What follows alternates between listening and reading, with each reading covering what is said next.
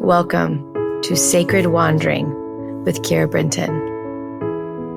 My friend, this is a corner of the world where time stops, where the noise in our minds quiet, where we have soft hearts and we open our palms and we ask.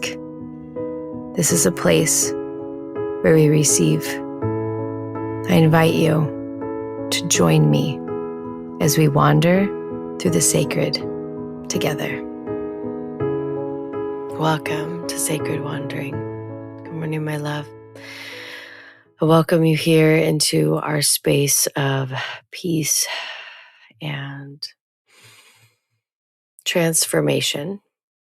And today we're going to do a practice. So one thing I've noticed as I myself have been called to step into bigger versions of me over and over again. Every time I think I've made it to the next iteration, immediately afterwards, the next big opportunity, the next big expanse is given. And then I get to shift into the new iteration. And I've watched as I've helped so many leaders write their books and become new iterations of who they were created to be. This is always the trickiest part. It's the in-between phase. And I call it the soft cast phase. So at one point I had all these little children, right? I had 5 kids in 10 years.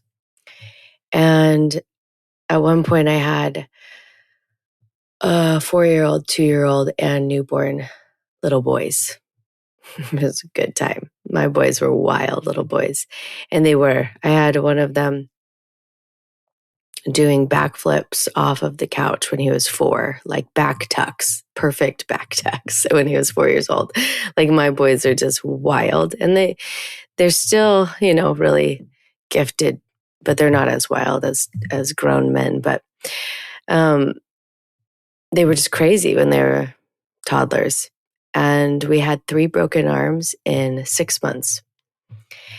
And I mean, by that 3rd broken arm, I could wrap a broken forearm in a magazine and duct tape like a pro. I remember that 3rd broken arm, I went to the hospital and they were like, wow, who did this? I was like, me. And I had a baby in my arm that I was giving a bottle to with this 2-year-old in his magazine cast. And it was a wild time. So the reason why I'm telling you this is that after arm is broken, they wrap it in ace bandages for 3 days because the swelling gets so big before they can put the hard cast on. And those 3 days is the soft cast. And during those 3 days, this is the most brittle time for a mother. Why? Because, you still have this wild toddler who likes to do backflips, but his arm is literally broken in half and it is just placed in ace bandages. This is bad. This is a bad season. And those 3 days were the worst. And as soon as my sons would get their hard cast on, I was like, backflip all day long, child. I'm fine. Do all the crazy things you want to once that hard cast is on. But that soft cast is when it is the most dangerous. And this is when you are in between identities. This is the most dangerous place. All right. So when you are moving from one identity to a new identity, when you are turning from one iteration to another, this is the most brittle time. And what happens in this is when doubt is going to want to take you out by your heels, your feet, literally, it's like someone coming and tripping you as you walk. This is when your eyes are going to get foggier. This is going to be where you stop remembering who you are. This is going to be when it's like you have this moment of amnesia and you don't remember why you're doing what you're doing. You don't remember like why you were called, and you want to give up. And some people get stuck in the quicksand of the soft cast stage, which is like a tragedy because it's here to prepare you for stronger bones, right? Like it's here to prepare you for your stronger identity, the one you were called to become.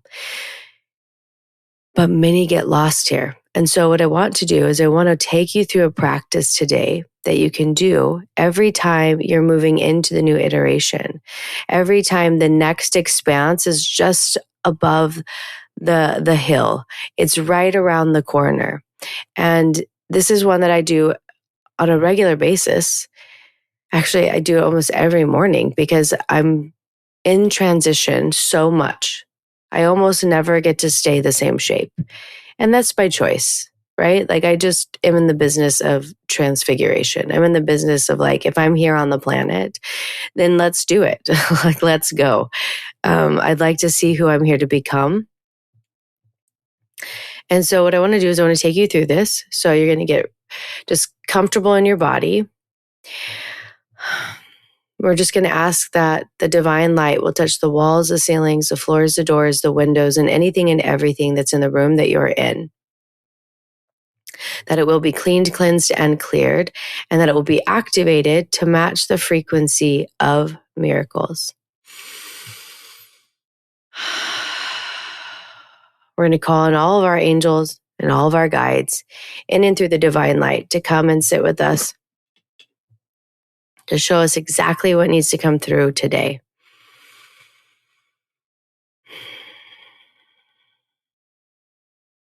And then I want you to take a nice breath in. And on this in breath, you're going to pull in this divine light, a light that comes from God, a light that is filled with the deepest, most profound, unconditional love. It's going to feel like warm, golden nectar. So you're going to breathe it in from the crown. And on the out breath, you're going to pull it into your body. Again.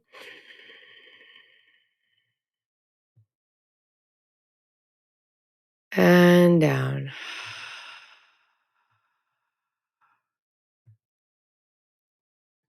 One more. And out. Now that we're here,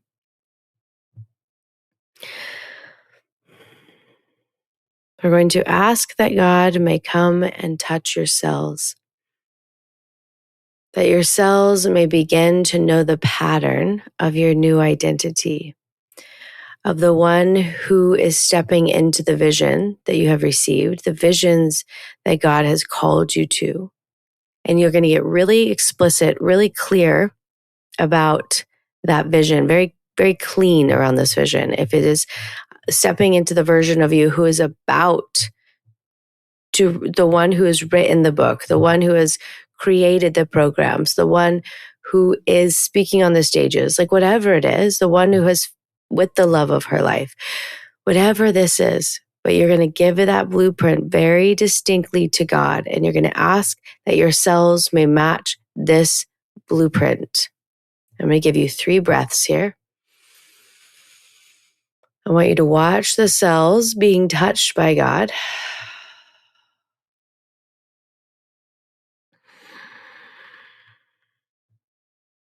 And see them begin to light up like if you were to twist the light bulbs in a lamp, turn on a lamp with new light bulbs. Just watch each cell just shh, shh, shh, turning into more light. And on this final breath, just allowing those cells to really land in your body.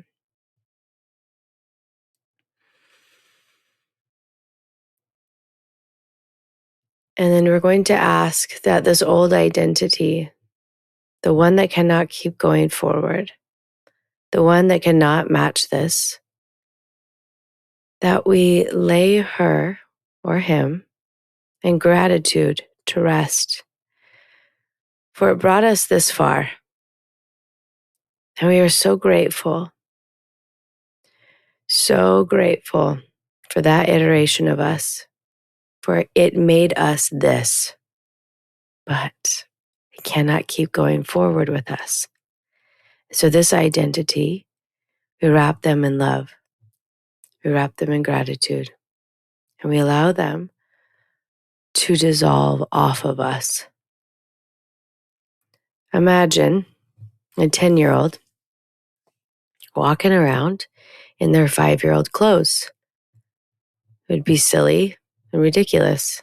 Imagine a 42-year-old woman walking around in her 10-year-old clothes. It just doesn't work. But those clothes were perfect at the age that when I was 10. Those clothes fit that identity and that version of me. But I am new. As a 43-year-old woman, this body is different. And so I wear different clothes. And when we can really understand that that's really all we're doing with shifting out of identities, is we are becoming the new iteration. And so what we wear, who we are, what thoughts we wear, what actions we wear, all of those change with the new iteration. That's it. It's simple. It's growth. It doesn't have to be all the things. It's just that we become very attached to our old identities because we know them. And as a human, one of our greatest weaknesses is that we want things to be familiar. And many will fight for those limitations because they are familiar. And familiar feels safe. And our brains are conditioned to keep us safe. But when I talk to your brain and I remind your brain that it is safer for you to be in your brilliance, that it is safer for you to be in your genius, that it is safer for you to step into this new realm, this new identity, and all of the opportunities that match this new identity, that this is the safest place for you to be, your brain will begin to partner with you. And so today we aren't going into prayer, even though that was a form of prayer. Today, I invite you to be in prayer all day. That all day you ask that your cells may become this new identity. That all day you ask to think as this new version of you. You ask to take action as this new version. And the day will be filled with prayer. And I'm excited to see what happens for you in this new version. So we're going to take a nice breath in. And you're going to breathe out. We're going to wrap and seal this practice up with the deepest place of gratitude. Thank you, thank you, thank you, God. And we hand it all over to God as our offerings for the miracles we seek. I want to thank you for wandering into the sacred with me, and I will see you tomorrow morning in our prayer corner. Thank you for wandering into the sacred with me today. If this episode moved or inspired you, I encourage you to share it. Think of someone who needs this message today and text it to them. Let's add more light to the world by welcoming people into our prayer corner together. I also want to invite you to create your own prayer corner at home, a space set apart where you can return again and again to hear God's voice. To support you, I've created the Sacred Space course, which guides you step by step in locating, creating, and dedicating your very own sacred space. You're also welcome into the Sacred Wandering Facebook group, where you can share the blessings that God is giving you and be uplifted by others walking this path. You can find both of these resources in the show notes, or just send me a DM on Instagram at Keira Brinton, and me or my team will send them directly to you. I want to thank you for being one of the rare humans who chooses to sit at the foot of God, to ask, listen, and do. And as always, I want to thank you for wandering into the sacred with me.